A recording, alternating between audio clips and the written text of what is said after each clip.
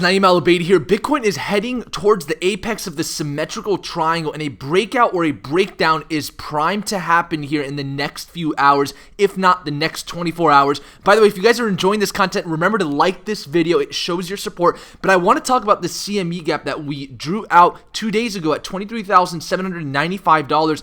This is one of the largest CME gaps that we've ever had for Bitcoin. It is a several $1,000 CME gap, and so this is going to be important to understand and watch as we start to approach these new highs. And a lot of people are talking about a $30,000 US Bitcoin, and I think that's very possible, but I want you to realize that right now risk is higher than it's ever been when it comes to Bitcoin, just due to the fact that we have yet to see a retracement or a correction. And with any parabolic uptrend, you want to see a healthy correction in order to sustain that uptrend. So as you can see here, if we take this schematic that we drew out that actually allowed us to predict this exact breakout level to where we were going to go, you can see so far, if we were to go ahead and break out again from this symmetrical triangle, let's say we do this towards the end of this apex, around 70% is what it usually takes for a breakout to occur. Now, we could certainly start to break out now, but that's highly unlikely. I think we'll come back,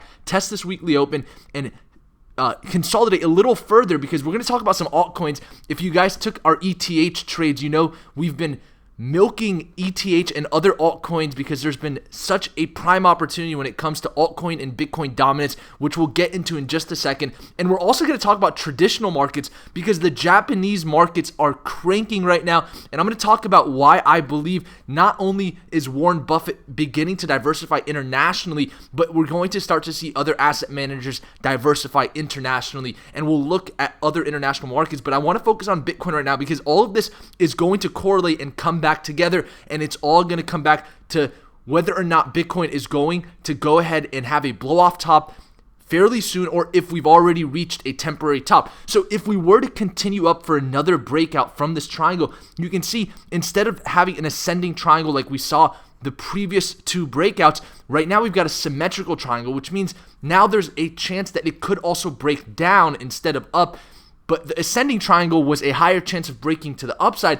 And if we were to come up here, you can see that $30,000 US Bitcoin that everyone's talking about is going to be there. And this is a big even. And so I think there's a high chance we do see this based on what we're looking at with volume. But what's very interesting as well is if you look at this daily moving average, the 50-day moving average is just now today heading towards this monthly open, and this monthly open is going to reset on the last day of the month. And what I've seen in the past, just being in markets for so long, is once this monthly open resets, it's most likely going to be at this higher range unless we break down before then. But once it resets, the whales, they like to trick retail investors, and retail investors, they forget the previous monthly open.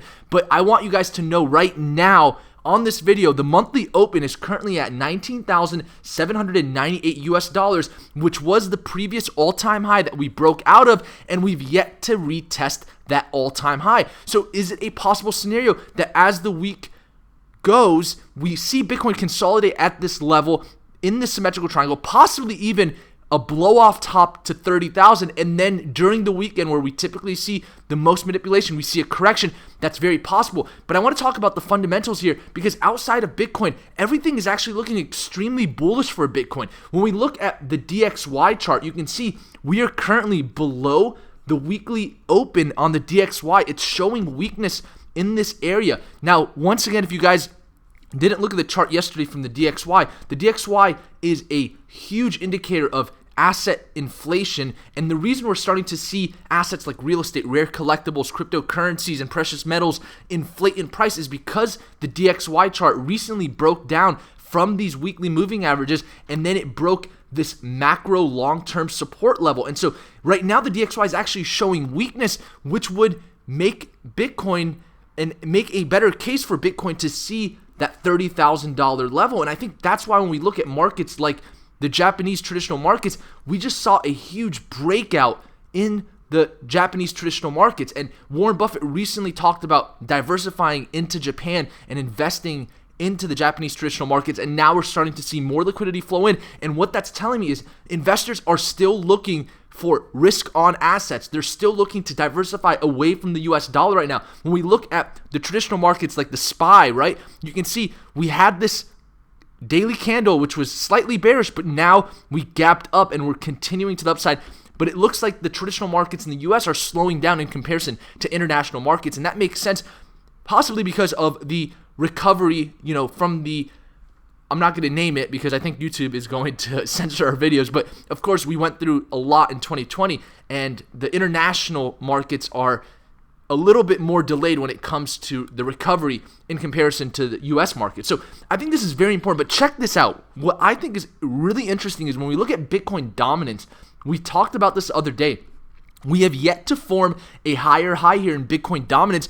We're looking at that 73.02% Bitcoin dominance mark as a level that was reached here from the previous Bitcoin cycle that eventually turned into an altcoin cycle, and we've yet to reach that. So for us to form a lower high here, in my opinion, that would make us assume that altcoins have a chance of seeing a season in the next month or two. And we've been talking about that when it comes to Ethereum specifically. We've been trading Ethereum. For those of you in our Discord, when we look at our day trades, you can see we actually took another trade on Ethereum yesterday. And I'll talk about exactly why we took this trade at 710.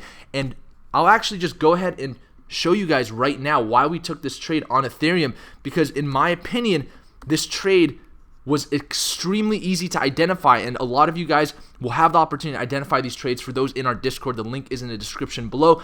But you can see here, we've got this 4-hour chart here pulled up, and we had this weekly open sitting here right around that $685 level. And yesterday, we started to see Ethereum pull back. And if we draw out this previous breakout level, so if we actually take this line here and we look here, you can see there was this previous breakout level, and the reason we sent this trade out yesterday around this exact time was because this was really the first retest of that breakout level. And you guys know I've been talking about the Bitcoin retest of the previous all-time high as a prime long opportunity. I'm waiting for that opportunity.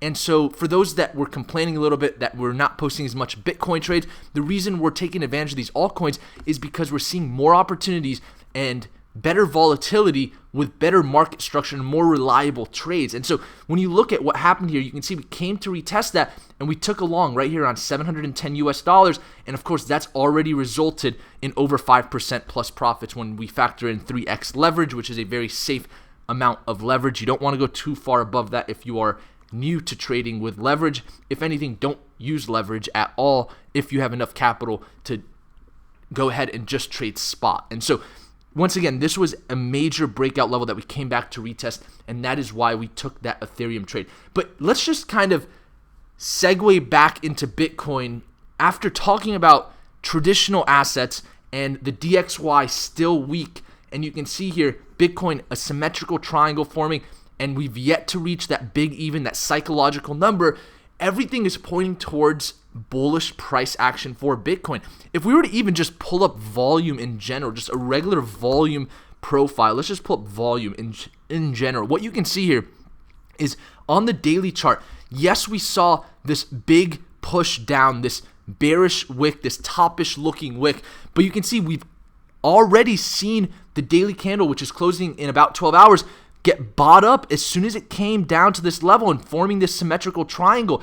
And what I think is interesting is we'll a lot of times see these large sell orders come in from institutions because, yes, institutions want to come in and enter Bitcoin. I think we can all agree with that. If you guys agree with that, then I'd love to hear your thoughts in the comments below. Do you believe institutions want Bitcoin at a higher price or a lower price? Because in my opinion, they're going to want to bring Bitcoin's price as low as possible as they accumulate Bitcoin, in comparison to just putting all this capital and liquidity into it and then allowing the market cap to inflate and create some sort of unsustainable rally. It's just not what institutions like to do. It's not how institutions think, and you want to always think like an institution. So in my opinion, I believe that they're going to come and they're going to have these large sell orders periodically as we uptrend in order for us to go ahead and see lower price levels and for them to even accumulate more. But I also think that they're starting to look at other assets like Ethereum, for example, because what we can look at when we look at volume for Ethereum, you can see here